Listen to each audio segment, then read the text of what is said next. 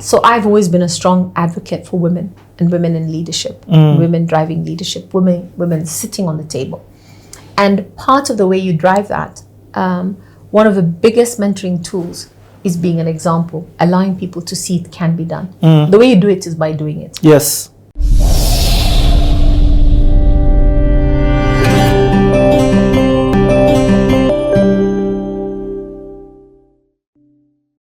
CTA with Patricia, video 8.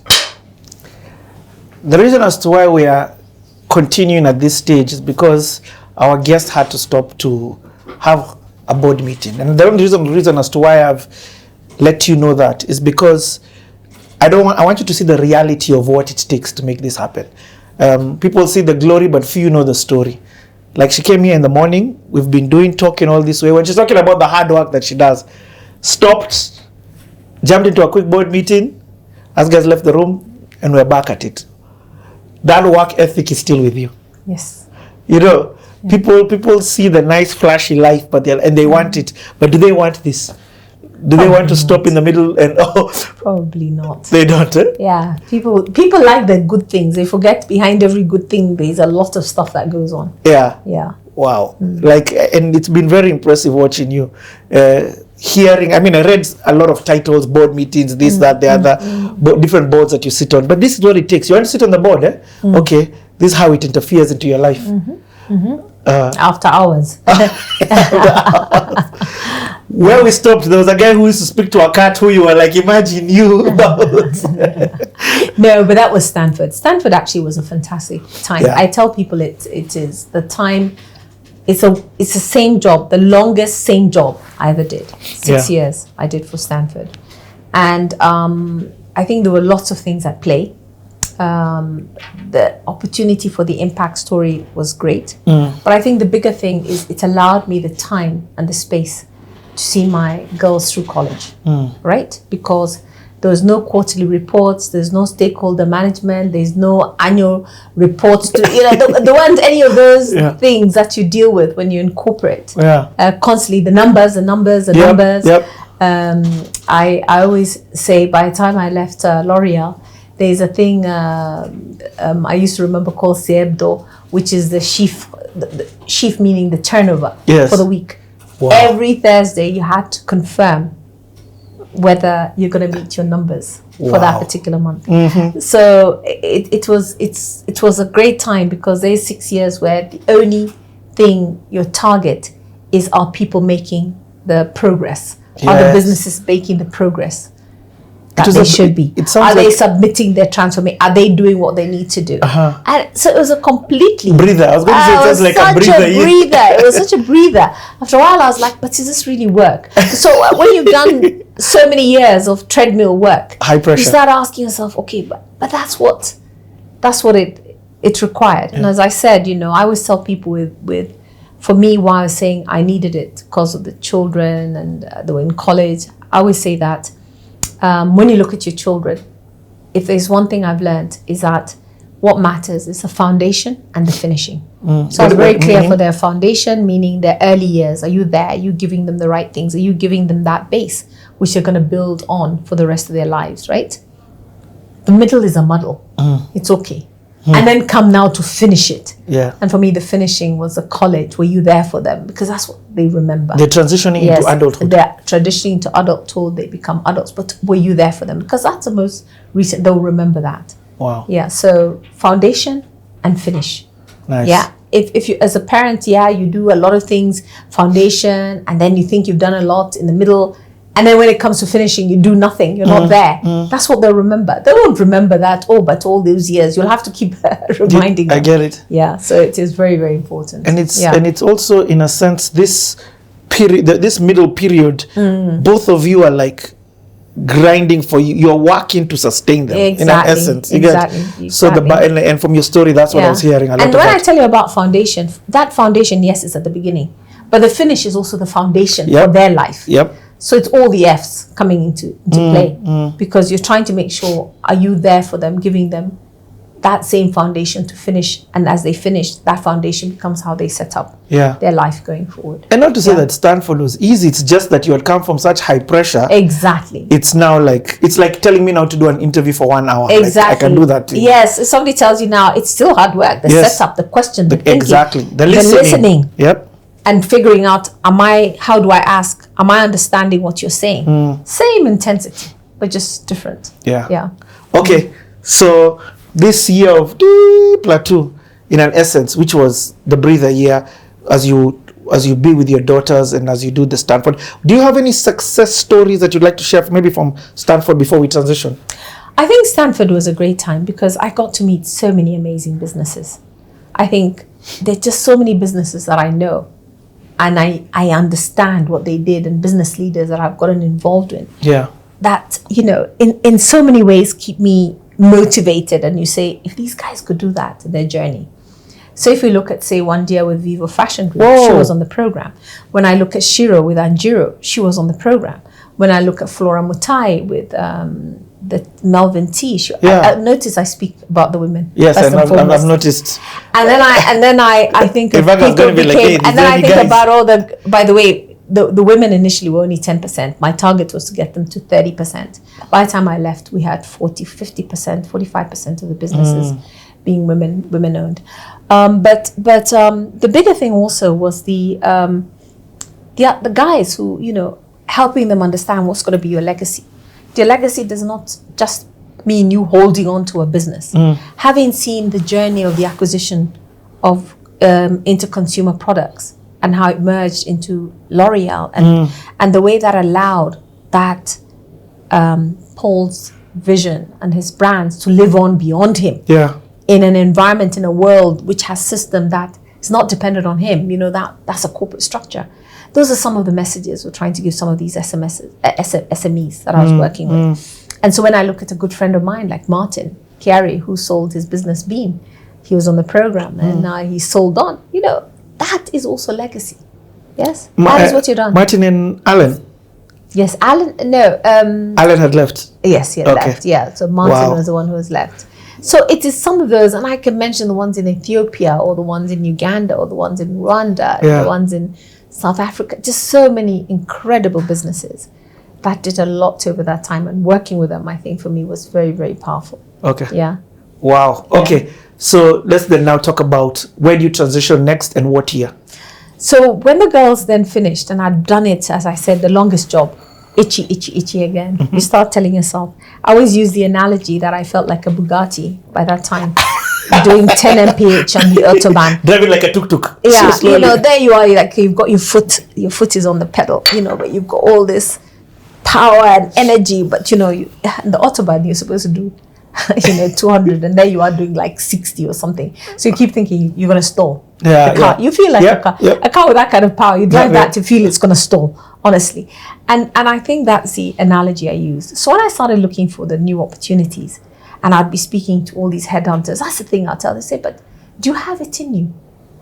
Can you actually go back into corporate? Do you have what it takes? Do you still have the edge after all these years? Because, it's the same way when you go to corporate, you go to the impact, they tell you, can you do it? But then they're not rude enough to ask you, do you have the heart? Yes. Because that's a different conversation. But when you switch the other way, they tell you, but do you have the oomph? Yeah. Do you have the energy? Do you still have the fire to really do this? And so that's the analogy I'd always use. I'd say, it's the same person. Yes, fine. It wasn't quite a break. I was doing a different thing.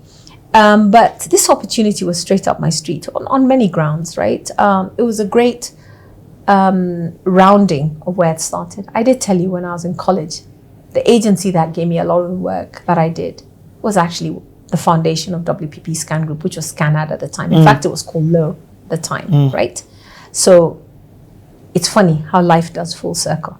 Here I am back. Wow. And then I'd been on the board of this business for 3 years. Before this? Yes, I left. I left, I think, in 2020.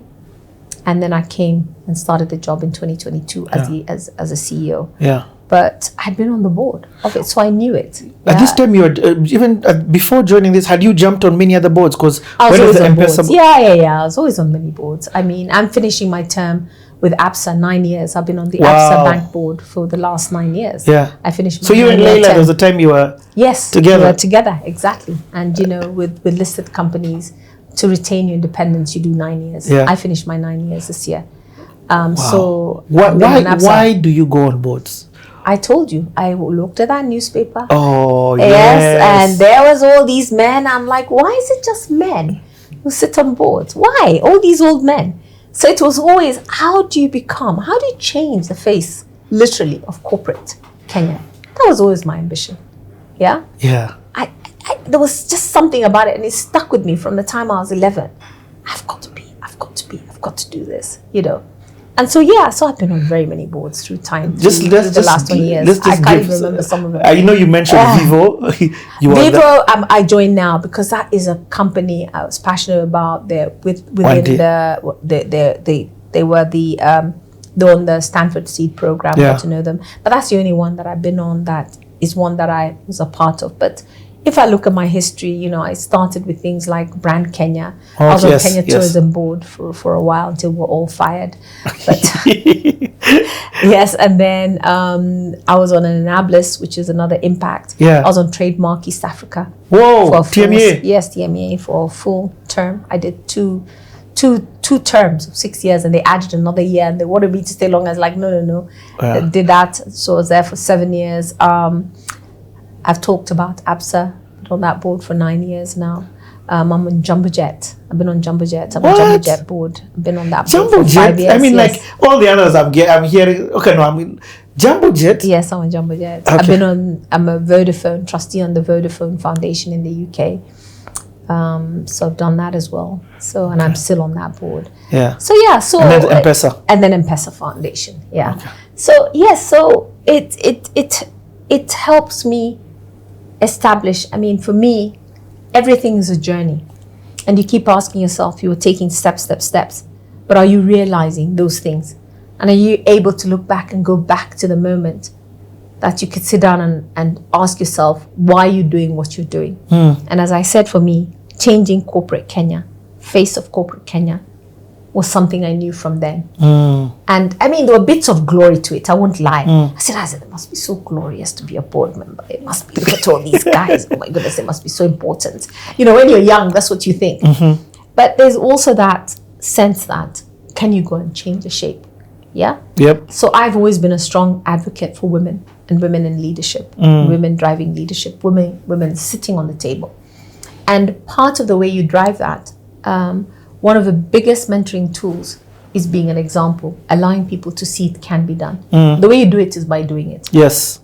Same way when I went to South Africa as a married woman, first time you're going and people are like, oh my goodness, is it possible? You go and you show it is possible to do it. Then others say, but if you could do it, then so can I. Yep. Yeah. And just having the opportunity to make sure you're learning, you take your learnings from your experience and you make it better for the next person in terms of what they do. So I think those are some of the reasons why I could continue to do it. And I enjoy it. Being a board member is brilliant because you're in charge of oversight. You support the strategy. You share all your insights, your thoughts and ideas. And now you have fiduciary responsibility and it's becoming a lot more onerous. But guess what? You don't have to execute. Yes. Yes. Yeah, so those are some of the things. You are able to lend and share and speak, but you don't have to execute. But also it's, when I hear you speak, I can imagine the power of the change that happens just because you opened your mouth. Yes. In that board. And like listen, maybe we should think of having a woman CEO this time around. Yes. Because of this. And maybe the board just had men and that was never even an option. And those are the questions you raise. You challenge it. You say, I'm sorry. This is what we need to do. How are we covering that? And initially, people may argue against it and say, no, whatever. But the more you do it, the more confident you are to put your foot down and say, listen, I want to be a custodian of this. And this is what we need to do. This is the right thing to do. So why don't we do it? And I think we also underestimate, doesn't matter how many women come through and do this, it is still very much a male environment, whatever you say. Yep. And some are better than others. But the truth is, the more of us who have cut our teeth, are long in the tooth in this game, who continue to push that agenda, the easier it's going to be and the more comfortable it's going to be for those who come after us. And then it doesn't become something that you're constantly trying to fight or do. It becomes the way things are. It becomes a norm. It becomes a norm. It becomes the way things are. Not an anomaly that has to be fixed. And I think that's the power. I had Mary Wamai here, who I'm sure you know. I know very well. Yes. And she, and the reason I bring her up is because she also sat on a board and she's also an advocate for women being. No, we do Women on Boards network together with her. Yes. Where we're mentors and ambassadors. Yes, to try and get more women with the company secretary. What's her name? Catherine Muscani. Yes. Another amazing person who's driven and passionate around governance, but also around getting more women to sit at that table at that point. Yeah. That's so powerful. Okay, so they come headhunting. They're asking all these tough questions. Fantastic. And I think I remember there were two opportunities that came at that time. And it was interesting how the balance panned out. One was more a corporate entity which needed to have a regional president. Somebody who was going to be the president for the region. And it was going to be interesting. I mean, I thought it would be good because very nice brand, interesting brand, great footprint across the continent. Report to somebody who sits in Switzerland. So I kept saying, oh my goodness, okay, so trips to Switzerland would be interesting. But then I think after a while I realized from a cultural fit, I may not have been the right cultural fit. And we didn't agree on a number of things. You know, I kept telling you about your value. And if there's a sense that people don't feel you're worth a particular value, don't go there. Because you're going to settle and then you're not going to be comfortable when you do it. And then once you're in, you're in. You know, you can't change things. I tell people, do the negotiation when people want you. If they really want you, they're going to do it. If they don't, they're going to walk away and it's good. Don't come and settle thereafter, because once you're in, you're in. Then you're going to spend your whole time living with regret. And you're in. What do you do? And then there was this opportunity with WPP, which for me was a fantastic, I felt would be a great fit, because it's a business I knew. I'd worked with the agency and their group right through my career in marketing. They did a lot of our brands for so many years. I felt since I've been on the board, maybe I knew it a little bit. You know, all those right things that you assume. And then I got in. Okay. Yes. I mean, this is not a small role, and I want you to give context. When I introduced it, I introduced it as the largest firm in Africa in terms of we were agency, marketing, communication outside of South Africa.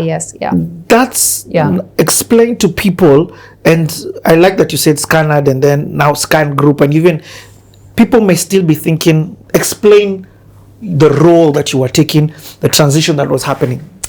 So